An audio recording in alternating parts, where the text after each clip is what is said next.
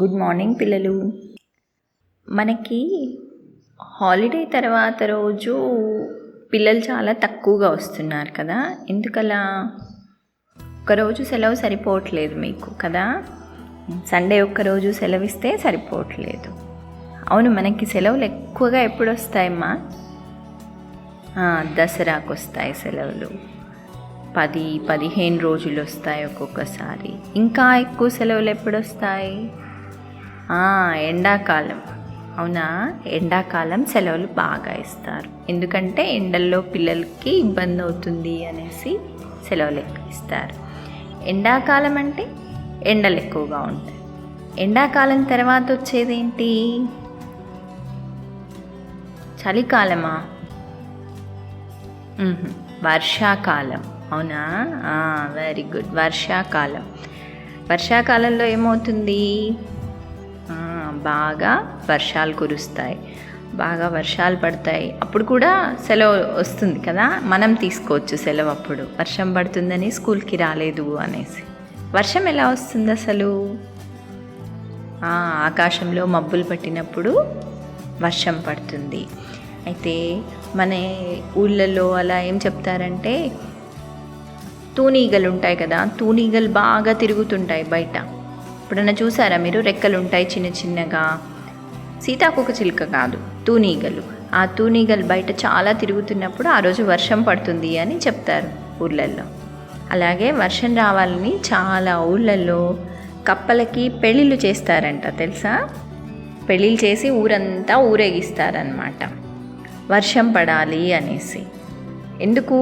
వర్షం రాకపోతే ఏమవుతుంది? మనకి నీళ్లు దొరకవు. నీళ్లు లేకపోతే, అవును, మనకి నల్లాలో వస్తుంది కదా. వర్షంతో ఏం సంబంధం మనకి? వర్షం నీళ్ళు ఏం తాగం కదా.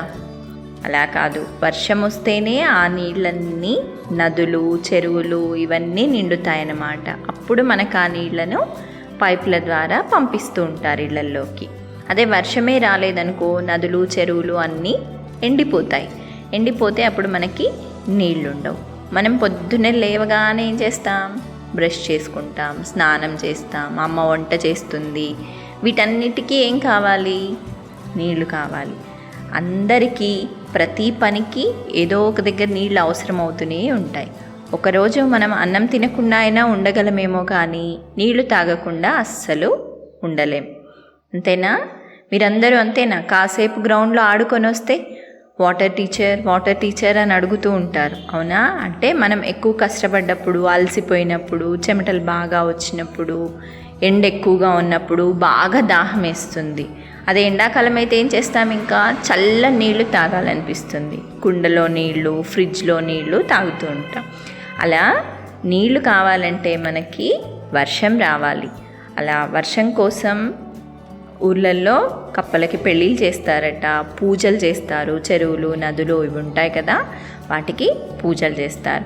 అలాగే ఈరోజు మనం వర్షం గురించి ఒక చిన్న పాట ఇచ్చారు మనకి, గేయం లాంటిది ఉంది మన పుస్తకంలో, తెలుగు పుస్తకంలో. అది నేర్చుకుందాం. పిల్లలందరూ కలిసి వర్షం రావాలని వానదేవుణ్ణి కోరుకుంటున్నారనమాట. ఒకసారి పుస్తకం చూద్దామా మనం? తెలుగు పుస్తకం పేజీ నెంబర్ 23 తీయండి. అందులో చూడండి ఒకసారి. పిల్లలందరూ ఎంత హాయిగా సంతోషంగా ఉన్నారు కదా. చాలా హ్యాపీగా కనబడుతున్నారు పిల్లలందరూ. వర్షం నీళ్ళల్లో ఆడుకుంటున్నారు, పడవలేస్తున్నారు. అందులో ఒక అబ్బాయి చూడు, నీళ్ళు ఇట్లా పట్టుకోవడానికి, క్యాచ్ పట్టుకోవడానికి ట్రై చేస్తున్నాడు. మిగతా పిల్లలు ఎవరు బోట్ ఫస్ట్ పోతుంది అనేసి రేస్ పెట్టుకున్నారు కదా.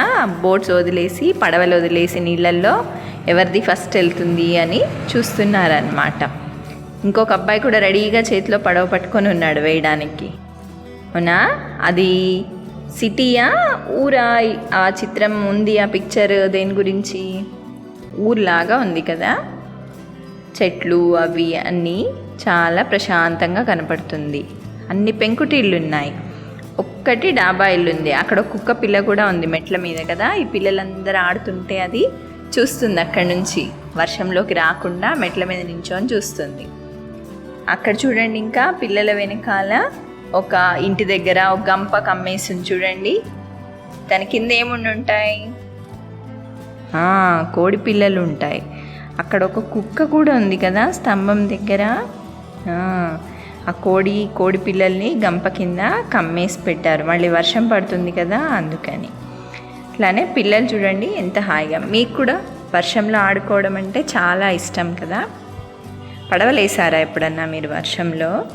మనం కూడా ఈ పాఠం అయిపోయాక పడవ బొమ్మ చేసి పెట్టుకుందాం. నోట్బుక్లో ప్రాజెక్ట్ మనం యాక్టివిటీ చేస్తాం కదా, అందులో ఒక పడవ బొమ్మ చేసి పెడదాం. ఇంకా వర్షంలో ఏమేమి వాడతాం మనం? గొడుగు, రెయిన్ కోట్ వాడతాము. సో ఈ గొడుగు బొమ్మ కూడా గీసుకోవచ్చు మనం కదా. యాక్టివిటీలో గొడుగు బొమ్మ కూడా గీసుకోవచ్చు. ఈ చిత్రం తర్వాత మనకి ఒక గేయం ఇచ్చారు. వాన పడాలని పిల్లలు ఎలా కోరుకుంటున్నారో ఆ గేయం మనం నేర్చుకుందాం. వానల్లు కురవాలి వానదేవుడా, వరిచేలు పండాలి వానదేవుడా. వానల్లు కురవాలి వానదేవుడా, వరిచేలు పండాలి వానదేవుడా. నల్లాని మేఘాలు వానదేవుడా, సల్లంగా కురవాలి వానదేవుడా. తూర్పు దిక్కున వానదేవుడా, తుళ్ళి తుళ్ళి కురవాలి వానదేవుడా. చాటంతా మబ్బు పట్టి వానదేవుడా, వర్షంగా మారాలి వానదేవుడా. వానల్లు కురవాలి వానదేవుడా, వరిచేలు పండాలి వానదేవుడా. చుక్క చుక్క నీరు చేరి వానదేవుడా, మాకు ఆసరవ్వాలి వానదేవుడా.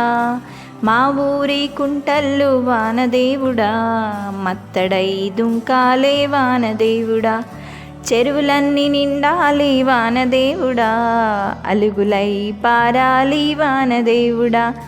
వానల్లు కురవాలి వానదేవుడా, వరిచేలు పండాలి వానదేవుడా. పెద్దలంతా కలిసి వానదేవుడా, కాలువలు తవ్వాలి వానదేవుడా. బీడు భూములన్నీ వానదేవుడా, బిరాన తడవాలి వానదేవుడా. పడావు భూములన్నీ వానదేవుడా, పంట చేలవ్వాలి వానదేవుడా. వానల్లు కురవాలి వానదేవుడా, వరిచేలు పండాలి వానదేవుడా. 12 పరగణాల వానదేవుడా, చేలన్నీ తడవాలి వానదేవుడా. 3 నాళ్ళు ఎదగాలి వానదేవుడా, ఎన్నుళ్ళు వేయాలి వానదేవుడా. 12 ధాన్యాలు వానదేవుడా, పంట చేల్లో పండాలి వానదేవుడా. వానల్లు కురవాలి వానదేవుడా, వరిచేలు పండాలి వానదేవుడా. గుమ్ముళ్ళు నిండాలి వానదేవుడా, భాగ్యాలు కలగాలి వానదేవుడా. పేద సాద బతకాలి వానదేవుడా, గొడ్డు గోద బతకాలి వానదేవుడా. కూలినాలి దొరకాలి వానదేవుడా, వెతలన్నీ తీరాలి వానదేవుడా. వానల్లు కురవాలి వానదేవుడా, వరిచేలు పండాలి వానదేవుడా. వలసబోయినోళ్ళంతా వానదేవుడా, ఊళ్ళకు రావాలి వానదేవుడా. బతుకులన్నీ మారాలి వానదేవుడా, సౌభాగ్యమందాలి వానదేవుడా. బతుకులన్నీ మారాలి వానదేవుడా, సౌభాగ్యమందాలి వానదేవుడా.